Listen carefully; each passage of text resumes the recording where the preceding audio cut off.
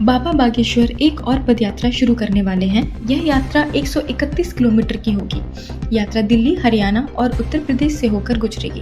बाबा बागेश्वर ने यह घोषणा हरियाणा के पानीपत में एक कथा के दौरान की। उनकी पहली पदयात्रा नवंबर 2024 में हुई थी। इस यात्रा का उद्देश्य भारत को हिंदू राष्ट्र बनाना है। बाबा बागेश्वर का कहना है कि वह गरीब लोगों तक पहुंचना चाहते हैं जो किराए न होने के कारण बागेश्वर धाम नहीं आ पाते। उन्होंने यह भी कहा कि वह किसी भी कीमत पर अपने धर्म से समझौता नहीं करेंगे। बागेश्वर महाराज एक बार फिर पदयात्रा पर निकलने वाले हैं। यह उनकी दूसरी पदयात्रा होगी। पहली पदयात्रा 2024 में निकाली गई थी। इस बार की यात्रा 131 किलोमीटर लंबी होगी। यह यात्रा 7 नवंबर से शुरू होगी। यात्रा दिल्ली, हरियाणा और उत्तर प्रदेश के लगभग 400 गांव और शहरों से गुजरेगी। अनुमान है कि इस क्षेत्र में 5 करोड़ लोग रहते हैं। बाबा बागेश्वर का कहना है कि इस यात्रा का मकसद भारत को हिंदू राष्ट्र बनाना है। पानीपत में कथा के दौरान बाबा बागेश्वर ने इस यात्रा की घोषणा की। उन्होंने कहा कि बहुत से गरीब लोग बागेश्वर धाम नहीं आ पाते। वे वीआईपी प्रोटोकॉल और पुलिस के कारण उनसे नहीं मिल पाते, इसलिए वह खुद चलकर उनके घर जाएंगे और उन्हें गले लगाएंगे। बाबा बागेश्वर ने किसी समुदाय का नाम लिए बिना कहा, हालेलुया कहने वाले कान खोलकर सुन ले।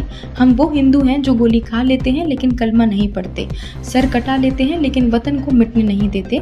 उन्होंने यह भी कहा कि वह 10 रुपए के लिए दुकान का नाम बदलने वालों में से नहीं है। वह जैसे हैं वैसे ही रहेंगे और भारत को हिंदू राष्ट्र बनाने तक चैन से नहीं बैठेंगे। उनकी पहली पदयात्रा 160 किलोमीटर की थी। यह यात्रा नवंबर 2024 में निकाली गई थी। उस यात्रा में भारत और विदेशों से लाखों हिंदू शामिल हुए थे। फिल्म जगत, उद्योग जगत और समाज सेवा से जुड़े लोग भी इस यात्रा में शामिल हुए थे। इस बार की यात्रा 10 दिनों तक चलेगी। बाबा बागेश्वर का कहना है कि यह यात्रा भारत को हिंदू राष्ट्र बनाने के लिए एक आंदोलन है। उनका कहना है कि बड़े लोग तो वीआईपी प्रोटोकॉल के साथ उनसे मिल लेते हैं, लेकिन गरीब लोग उनके पास नहीं मिल पाते, इसलिए वह खुद उनके पास जाएंगे। लगभग 10 दिन हम पदयात्रा का हमारा और कोई उद्देश्य नहीं, भारत हिंदू राष्ट्र हो जाए।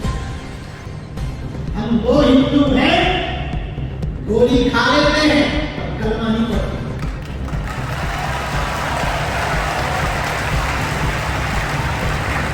गोली खा लेते हैं पर कलमा नहीं पढ़ते हैं, सर कटा लेते हैं, तन बारी कर देते हैं पर वतन को मिटने नहीं देते हैं। हम वो हिंदुस्तानी हैं, तन बार कर देते हैं पर वतन के ऊपर आंच नहीं आने देते हैं। 10 रुपया के धंधे के पीछे नाम बदल करके होकर चला, तुरंत बुरा लगे तो ठकरी बना। ये भी सुन लो कान खोल के, हम सुधरने वाले नहीं हैं। जैसे हैं ऐसे ही रहेंगे जब तक हिंदू राष्ट्र भारत बन नहीं जाएगा, चैन से नहीं रहेगा।